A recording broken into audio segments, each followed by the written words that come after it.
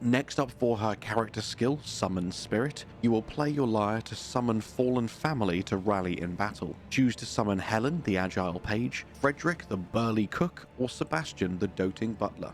So the Revenant's character skill can be a bit of a minefield to get used to because there's lots of different buttons to press to make something happen.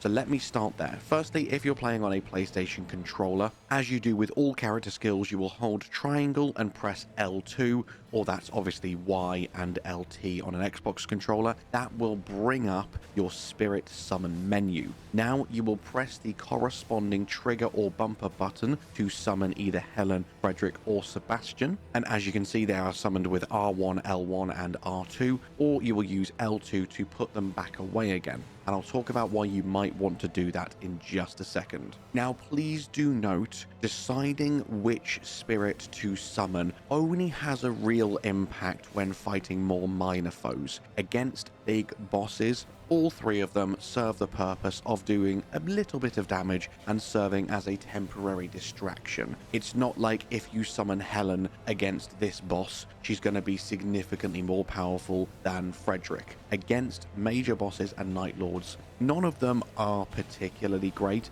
but they're not there to be your primary source of damage. They're there as a distraction, to soak up a few hits, to allow you to reposition, to allow you to charge up your really long casting spells. They're basically there as an extra shield in boss fights. So they will probably be dying quite frequently. They won't be doing too much in the way of damage, but that's fine. It doesn't mean they're underpowered. That is what their purpose is in boss fights. The Revenant is the big damage dealer in boss fights, and we'll talk about how to play her and how to make the most out of that later on in the video. But in regards to using your spirits for more minor enemies, Helen is really good at bursting down high health enemies who struggle to hit more nimble targets. Frederick is fantastic for dealing poise damage, so if you're fighting anything that can be a bit scary but can be staggered easily, Frederick is your go-to, and Sebastian is great at clearing out waves of minor enemies. Though honestly, don't feel like you have to min-max and use all your spirits for that absolutely specifically perfect scenarios. Switch between them all, give them all equal playtime, because when they are inactive, they are recovering their HP passively,